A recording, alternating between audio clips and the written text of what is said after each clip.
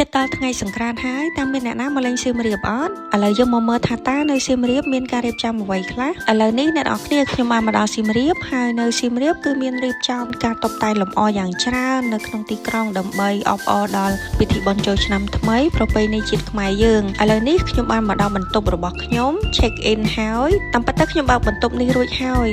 ខ្ញុំទៅតែមកបើក room tour ឲ្យអ្នកទាំងអស់គ្នាមើលចាបន្ទប់នេះតម្លៃសមរម្យក្រោម$20ទេមានគ្រែមួយគេបាន2នាក់ឬក៏អាចមានក្មេងម្នាក់នៅក្នុងនោះដែរឥឡូវនេះយើងមកតុបតែងខ្លួនហើយចេញទៅខាងក្រៅដើម្បីមើលពីការរៀបចំអង្គរសង្ក្រាន្តឥឡូវបានដើរមកដល់ម្ដុំព្រះអង្គជ័យព្រះអង្គចោមនៅទីនេះគឺមានលក់ច្រើនខ្លាំងមែនទែនដោយដែលយើងបានដឹងអញ្ចឹងហើយនៅខាងមុខគឺមានការរៀបចំពាងទឹកជាជួរតែម្ដងគឺមិនខ្វះទឹកដើម្បីលេងនៅថ្ងៃសង្ក្រាន្តទេអ្នកទាំងអស់គ្នា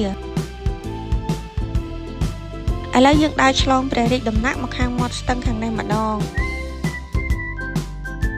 ហើយមកទីនេះវិញគឺមានខ្លោងទ្វារធំហើយខ្លោងទ្វារនេះរចនាបថស្អាតខ្លាំងសម្រាប់ខ្ញុំគឺស្អាតខ្លាំងមែនទែនសូមសរសើរដល់អ្នកដែលបានរចនាខ្លោងទ្វារមួយនេះឃើញទេអ្នកទាំងអស់គ្នាច្រើនខ្លាំងមែនទែនមើលក៏មានអារម្មណ៍ថារំភើបនឹងចង់ចូលឆ្នាំឲ្យបានឆាប់ៗដែរឥឡូវយើងបន្តដំណើរទៅមុខទៀត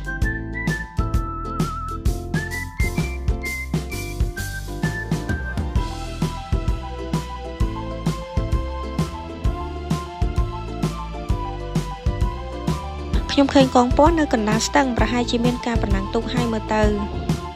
ហើយនៅខាងនេះវិញគឺមានរូបសត្វពស់ដែលឆ្នាំនេះគឺជាឆ្នាំម្សាញ់តំណាងដោយសត្វពស់មើលទៅស្អាតខ្លាំងមែនតើគួរឲ្យស្រឡាញ់កន្លែងដែលគេរៀបចំនេះវែងណាស់អ្នកទាំងអស់គ្នាមិនមែនតែមួយកន្លែងទេគឺច្រើនខ្លាំងមែនតើខ្ញុំដើរស្ទើរទៅពងជើងទៅហើយនៅដើរអត់ផុតកន្លែងដែលគេតុបតែងនេះទេចំណែកឯទីតាំងសង្គ្រោះវិញមានច្រើនអ្នកនរគ្នាដូច្នេះហើយអ្នកនរគ្នាត្រូវតែមើលឲ្យបានច្បាស់នៅកន្លែងណាដែលមានសង្គ្រោះបន្ទាន់ដើម្បីពេលដែលមានបញ្ហាយើងដឹងថាត្រូវទៅកន្លែងណាដើម្បីសុំជំនួយអ្នកទាំងអស់គ្នាដូចជាខ្ញុំអត់នៅពេលដែលចិត្តចូលឆ្នាំហើយឮបទចម្រៀងចូលឆ្នាំមកតែងតែមានអារម្មណ៍ថារំភើបនៅពេលដែលឃើញបែបនេះហើយតើទុកចិត្តអត់មកសៀមរាបមិនបានបន្ទាប់ពីដើរមើលការតុបតែងនៅមាត់ស្ទឹងហើយខ្ញុំក៏ដើរទៅផ្សារដើម្បីទិញសម្លៀកបំពាក់ជួបគ្នាវគ្គក្រោយនៅក្នុងហាងសម្លៀកបំពាក់បាយបាយ